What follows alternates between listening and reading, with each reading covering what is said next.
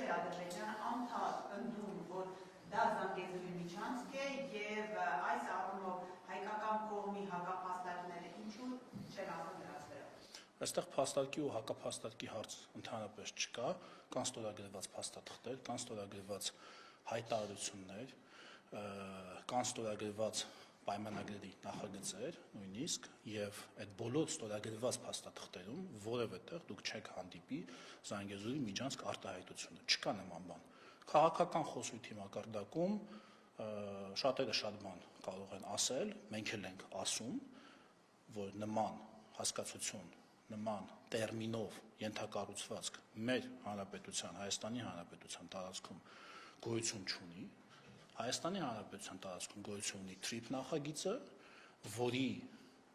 տակ դրված է նաև Ադրբեջանի նախագահի ստորագրությունը, ԱՄՆ նախագահի ստորագրությունը, Հայաստանի վարչապետի ստորագրությունը,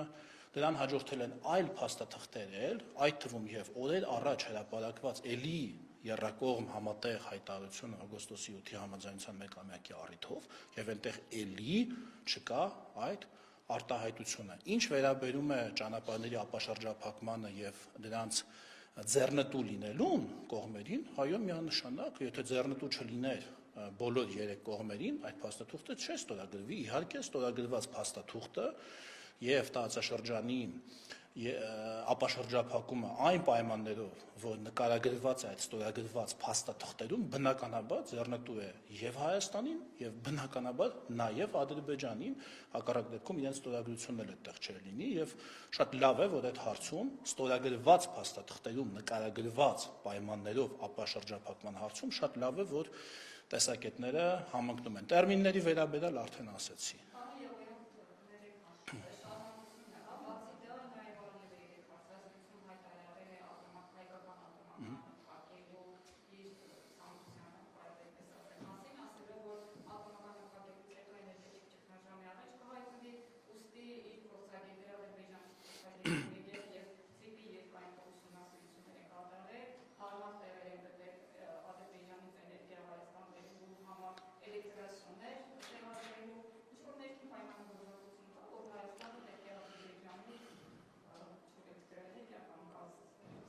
Ինչ վերաբերում է ատոմակայանին, ատոմակայանը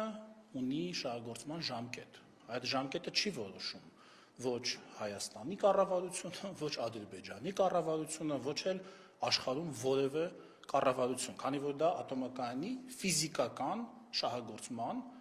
թույլատրելի առավելագույն ժամկետն է եւ այդ ժամկետը 2036 թվականն է, ով ինչ ուզում է ասի, սա այն իմ ասած պատմություն է եղավ, գիտեք, որ ասում եմ հիմա Ալիևը ասի ծխելը վնասակար է առողջությանը, պետք է բոլորով սկսենք ծխել, ինչա թե ինքը ասում է, ծխելը վնասակար է, Ալիևը չի արել այդ գյուտը, դա որոշված փաստաթղթերով արդեն սահմանված ժամկետ է 2036 թվականը մեր ատոմակայանի շահագործման առավելագույն ժամկետը եւ մենք արդեն իսկ հայտարարել ենք, որ մենք նոր ատոմակայան կառուցելու մասին ենք մտածում եւ բանակցություններ ենք վարում մի շարք միջազգային գործընկերների հետ, ասեմ ավելին, ատոմակայանի վերաբերյալ դրույթ կա նաեւ Հայաստան-Եվրամիություն համաձայնագրում 2017 թվականին ստորագրված, որը էլի նորից եմ ասում, ոչ թե համաձայնագիրն է որոշել, որ այդ ժամկետը կա, այլ քանի որ այդ ժամկետը կա, այն տեղ է գտել համաձայնագրում, արտացոլվել է համաձայնագրում, բայց նաև նշվել է, որ դրան համարժեք այլ հզորությամբ այն պետք է փոխարինվի։ Սա ինչ վերաբերում է ատոմակայանին, սա հարց համար 1, սա դրեցինք մի կողմ։ Ինչ վերաբերում է ընդհանրապես էներգակիրներ ներկրել կամ էներգիա ներկրել, արտահանելու մասին, ինչքան ավելի բաց ճանապարհներ լինեն, ինչքան ավելի շատ հնարավորություններ լինեն տարբեր աղբյուրներից էներգիա եւ էներգակիրներ ներկրելու, արտահանելու, դա Հայաստանի օգուտն է, բայց դա կապ չունի ատոմակայանի հարցի հետ ընդհանրապես։ Ատոմակայանի հարցից անկախ եք այդ հարցը տալիս, ես խնդրում եմ հանկարծ դա չկապեք, շատ կոնկրետ ձևով խնդրում եմ դա հանկարծ չկապեք ատոմակայանի հարցի հետ, եթե այդ հարցից անջատ ենք քննարկում ընդհանրապես գազ ներկրել, նավթ ներկրել, էլեկտրաէներգիա արտահանել, օրինակ գիտեք, որ մենք ունենք էլեկտրաէներգիայի ավելցուկ, դուք խոսում եք միայն ներկրելուց, բայց մենք օրինակ էլեկտրաէներգիայի ավելցուկ ունենք, որը որոշակի սեզոններին նույնիսկ ծախսելու ուղղություններ ենք ման գալիս, գիտեք, Իրան ենք արտահանում, Վրաստան ենք արտահանում էլեկտրաէներգիան, էներգետիկ ուրեմն այդ փոխանակությունը նկատնեմ առևտուրը, վաճառքը եւ գնումը Հայաստանին իհարկե ինչպես մյուս բոլոր ապրանքներն ու ծառայությունները իհարկե դա չպետք է բացառություն լինի երկկողմ առևտրից։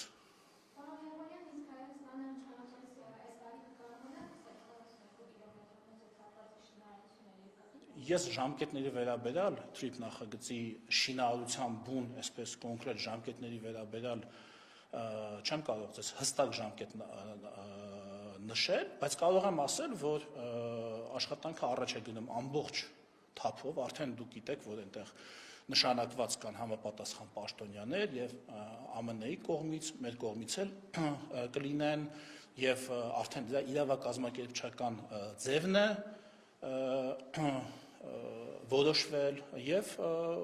կարծում եմ, որ 1 տարին բավականին օպտիմալ ժամանակ էր այդ աշխատանքների այդ մասը անելու համար, հիմա թե կոնկրետ առաջին այսպես քարը երբ որը այնտեղ կդրվի, ես դժվար եմ ասել, բայց ամեն ինչ գնում է նորմալ կանխատեսելի ժամանակացույցով։ Բայց հարց էր տալիս գործընկերը։ Ես չեմ հարց տալիս։ Ալիև ասել է, որ հաջորդ տարի երկաթուղին կհասնի Հայաստանի սահման, իսկ Հայաստանի տարածքում շինարարությունը պետք է սկսվի արդեն այս տարի։ Այդ դրա համար է հարցը։ Ընկերներ ջան, Ռուզաննա ջան, ես ձեզ մի բան ասեմ, էլի։ Ալիևը ասել է, Ալիևը չի ասել։ Մի հատ կարող եք մի պահ մոռանալ։ Չէ, մի հատ հասկանանք, եթե շինարարությունը Հայաստանի սահման, Ալիևն է, թե Պողոսն է, թե Պետրոսն է, թե Ռուզաննան է, թե Նարեկն է։ Եթե շինարարությունը հասնում է Հայաստանի սահմանին, պիտի շարունակվի, չէ։ Ալիևը չի ասում, դա տրամաբանությունն է ասում, հասկանում եք, ոնց որ ասեք, ոնց որ դա նույնն է, ոնց որ ասեք, գիտեք, Ալիևն ասել է, որ առավոտը պետքա լինի արևածագ։ Ինչքան շուտ այնքան լավ, անկախ Ալիևի ասել չասելու, ժողովուրդ ջան։ Դա ինքը արտահայտում է իր ցանկությունը, որ ինչքան շուտ այնքան լավ, բնականաբար մենք էլ ենք համարում, որ ինչքան շուտ այնքան լավ, ինքը համարի թե չհամարի, մենք մեր պետության համար շահավետ նախագծի իրագործումը հո չենք հետաձգի, ինչա թե մյուս կողմերն էլ համարում են, որ դա պետքա շուտ լինի։ Իհարկե պետքա շուտ լինի, որովհետև դա լավ նախագիծ է եւ դա բխում է Հայաստանի Հանրապետության շահերից։ Ճշտում անեմ, երբ գործընկերս հարցի մեջ նշեց, որ Ալիևը ասել է խումբ է եկել, ինչ-որ ուսումնասիրի գործընկերներ, դա հաստատում եք, դուք այս տարի եղել։ Ես նման տեղեկություն չունեմ, բայց չեմ կարող ինչ-որ ասել կոնկրետ, գիտեք, ճշգրտությամբ, բայց ես այդ հարցերի մեջ ինտրիգ չէի փնտրի։ Եթե ինչ-որ համատեղ նախագիծ ենք մենք իրականացնում, ընկերներ ջան, մենք տարածաշրջանային կոմունիկացիա ենք ապաշրջափակում, հասկանում եք, չէ՞, այսինքն դա գետնի վրա ինչ-որ աշխատանք է, այսինքն նայել, լանդշաֆտ, չգիտեմ, դիրք, տեղորոշում, չգիտեմ, հազար ու մի ենթակառուցվածքային տեխնիկական հարցեր կան եւ շատ նորմալ կլինի, եթե երկու պետություններից ես չեմ կարող այդ տեղեկությունը ոչ հաստատել, ոչ հերքել, բայց եթե վաղը պարզվի, որ դա հաստատվում է, դա շատ նորմալ կլինի, հակառակը նորմալ չէր լինի, երբ իրար հետ առանց խոսելու, առանց պայմանավորվելու ամեն մեկը իր համար ենթակառուցվածքի իր հատվածը կառուցի, վերջում այդ երկու հատվածը գնան ու իրար չկպնեն, օրինակ սահմանի վրա, դա նորմալ կլինի։ Հստակեցում եմ, որ ասեցիք ատոմական զատ գազի հետ կապված, ուզում եմ հասկանամ, հիմա քննարկում կա Բաքվի եւ Երևանի մեջ, թե ոչ այդ գազը։ Ընկերներ, նորից ես չեմ կարող ձեզ տրամադրել կոնկրետ ինֆորմացիա, բայց ես դες կարող եմ տրամադրել կոնցեպտ։ Մենք ասել ենք, որ մենք որևէ տեսակի առևտուրի ոչ միայն դեմ չենք, այլև մեզ պետք է դա։ Մենք ողջունում ենք դա։ Մենք խտրություն չենք, մենք չենք ասում այս կողմի հետ այս չենք անի, այն կողմի հետ այն կանենք։ Ինչքան ավելի շատ աղբյուրներից մենք ունենանք մատակարարումներ եւ ինչքան ավելի շատ ուղղությամբ մենք ունենանք արտահանումներ, դա Հայաստանի օգուտն է։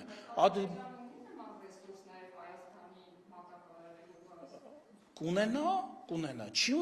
ունենա, ես կոնցեպտն եմ տալիս։ Դուք արդեն մտնում եք տեխնիկական դետալների մեջ։ Ես դա պետք է հարցնեք համապատասխան մասնագետներին։ Այն ոնց որ դասականն ասում, կլինի, չի լինի։ Եթե չի լինի, բայց քննարկումը ինքնին շատ նորմալ է։ Դուք չեք ուզում, որ Հայաստանը շատ աղբյուրներ ունենա մատակարարումների եւ ոչ միայն էներգագիրների կամ էներգիայի մատակարարման, այլ ընդհանրապես ամեն տեսակի ապրանքների եւ ծառայությունների։ Դուք չեք ուզենա, որ շատ ուղղությամբ։ Հիմա ես ձեզ մի բան ասեմ։ Դուք գիտեք, չէ՞, որ մեր ցանցերը, էլեկտրական ցանցերը գերց ծանրաբեռնված են, գիտեք, որովհետեւ արտադրությունը աճել է մեծ տեմպերով, այդ թվում եւ արևային կայանների տեղադրման կառավարության կողմից սուբսիդավորված, կառավարության կողմից քաջալերված քաղաքականության հետևանքով իշխան գիտեմ արդեն 1000 մեգավատի ենք մենք հասել անցած տարի հավելյալ, այսինքն հավելյալ 1000 մեգավատի հզորություն կա մեր ցանցերում, որը 5-6 տարի առաջ չկար։ Այդ հոսանքը մենք միտեղ պիտի ուղենք, վաճառենք։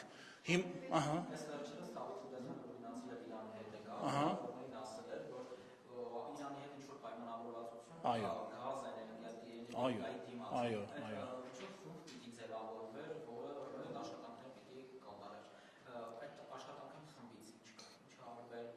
Ընկերներ, նորից ես տեխնիկական մակարդակում, աշխատանքային մակարդակում չեմ կարող ասել 3 հոգի եկավ եւ խոսեցին սա 2 հոգու հետ եւ պայմանավորվեցին այսինչ հենասյունը տեղադրել այսինչ մարզի, այսինչ կոորդինատում։ Ես դա չեմ կարող ասել, բայց գիտեմ, որ երկրորդ Բարսավոլ գծի կառուցման աշխատանքներն են ընթանում, որը մեզ շատ պետք է, որը էլի կօգնի մեզ բեռնաթափել մեր ցանցերը, այսինքն այդ հոսանքի ավելցուկը ուղղել Իրանի Հանրապետություն, ինչը շատ լավ է, կատարվում են նաև աշխատանքները ինվերտորի դդմաշենի ինվերտորի կայանի կառուցման շուրջ, դա արդեն Եվրամիության մեր գործընկերների, գերմանացի գործընկերների աջակցությամբ այնտեղ տեղում, որը թույլ կտա մեր հաճախությունը փոխել վրացական հաճախության վրա եւ առանց տեխնիկական ընդհատումների հոսանքը ուղղել Վրաստանից էլ արդեն այլ երկրներ, սա էլ է շատ կարևոր, այնպես որ այս ուղղությամբ այո, ոչ միայն Ադրբեջանի հետ, այլ բոլոր գործընկերների հետ մենք դեպք չենք որևէ քննարկումներ ունենալ։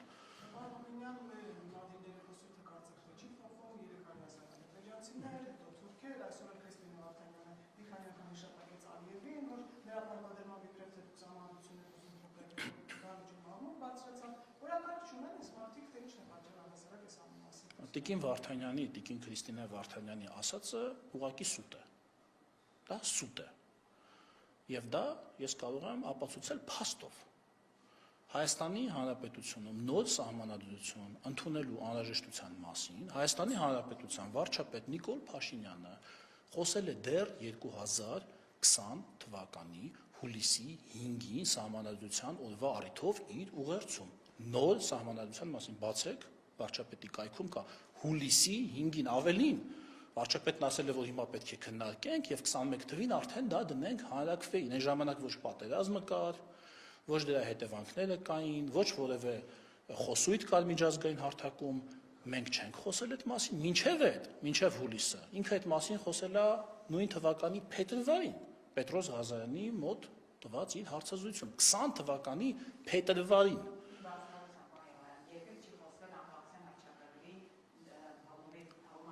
Որովհետև դրանք արդեն տեքստի մասին քննարկումներ են եւ տարօրինակ կլիներ, որ վարչապետը 20 թվականի փետրվարին ասել, որ տեքստը պետք է լինի այսպիսին եւ այսպիսին, որովհետև այդ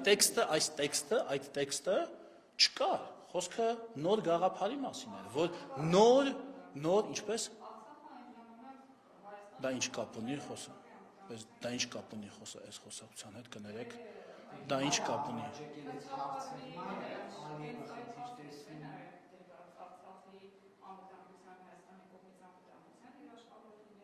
Ղարաբաղի հարցը ինչ կապ ունի Հայաստանում նոր սահմանադրություն ընդունելու այն ժամանակ ասված անհրաժեշտության հետ կարող եք իսկ բացատրել։ Ինչպես։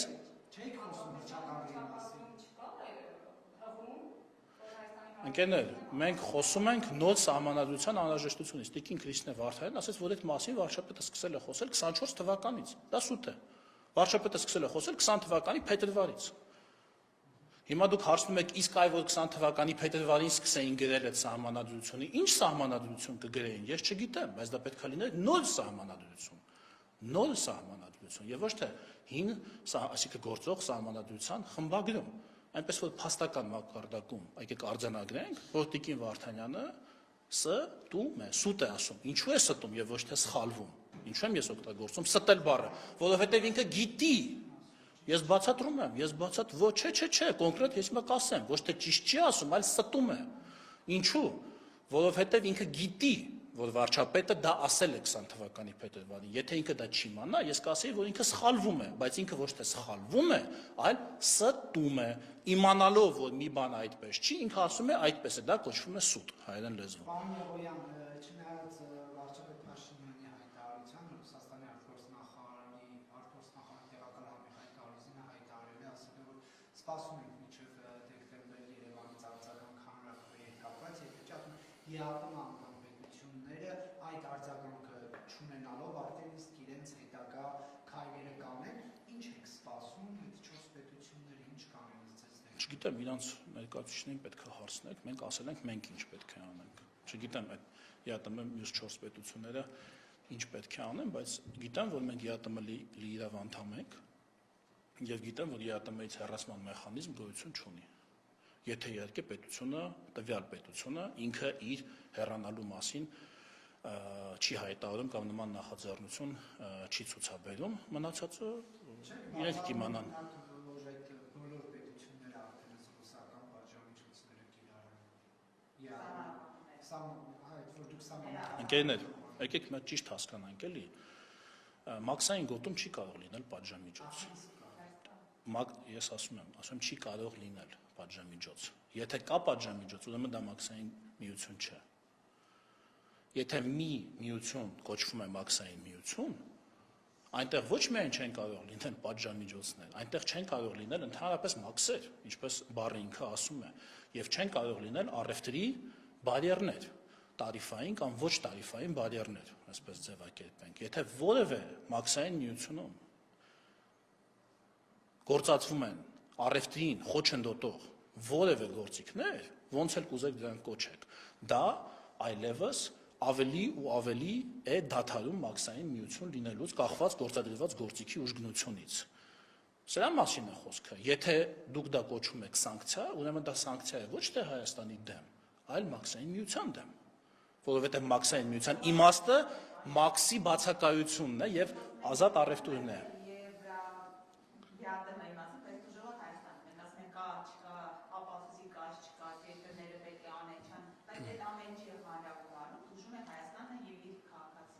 Տուժում է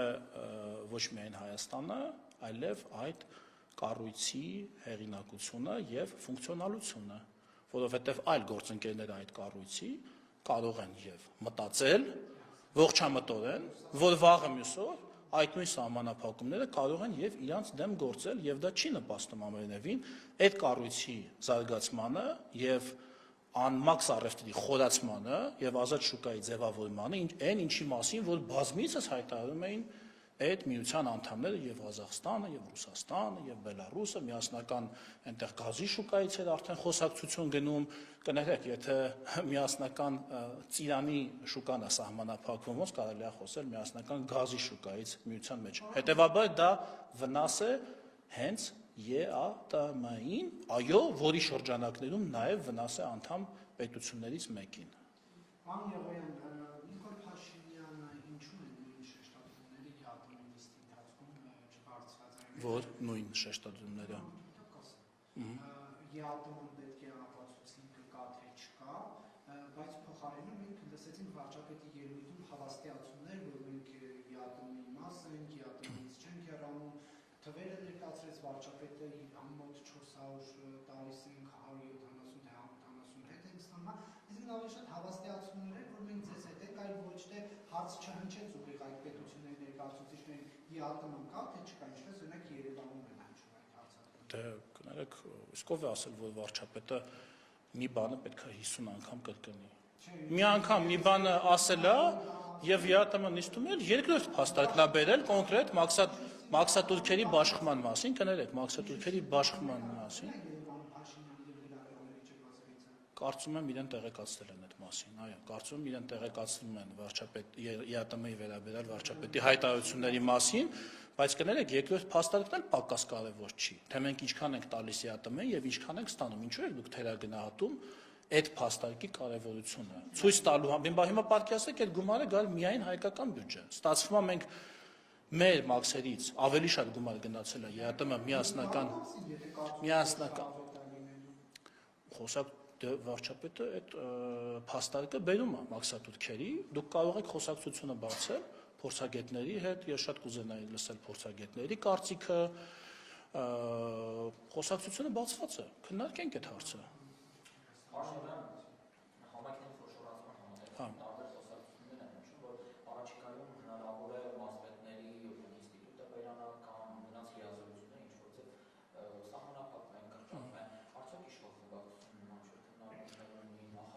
Ես էլի չեմ կարող ձեզ տրամադրել ինֆորմացիա առարկայական, թե այսօր այս ժամին եղել է այսինչ հարցով, այսինչ քննարկում, բայց ես տենդենսը կարող եմ նկարագրել, այո, համայնքները խոշորանում են, եւ ինչքան ավելի համայնքները խոշորանում են, այնքան, այսպես ասած, ավելի են մոտենում մարզի սահմաններին, հա, այնքան ավելի քիչ ղեկավար մարմիններ են մնում այդ մարզում, քանի որ համայնքն է խոշորանում, համայնքապետերի թիվն է կրճատվում, եւ այդտեղ ես չեմ կարող ասել մարզպետների լիազորությունների վերաբերյալ ինչ-որ քննարկումներ կլինեն կամ որոշումներ կլինեն, թե չէ, բայց փաստ է, որ համայնքի խոշորացումը ինքնին կրճատում է որոշումներ կայացնողների թիվը տվյալ համայնքում եւ հետեւաբար մարզում եւ այո, նրանց լիազորությունները ինչ որ առումով մոտենում են իրար, չեմ կարծում, որ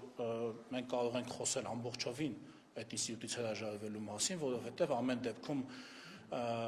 իրենք կառավարության ներկայացուցիչն են տվյալ մարզում եւ պետք է ուղիղ կառավարության քաղաքականությունը տեղում իմպլեմենտացնեն եւ վերահսկեն կառավարության ծրագրերի իրականացմանը, իսկ համայնքապետերը ընտրվում են առանձին ընտրություններով եւ կարող են եւ իշխող քաղաքական ուժի ներկայացուցիչներ չլինել եւ այստեղ կարծում եմ ինչ որ ամեն դեպքում հակակշռման մեխանիզմ ամեն դեպքում մեզ պետք է լինելու։ Շնորհակալություն։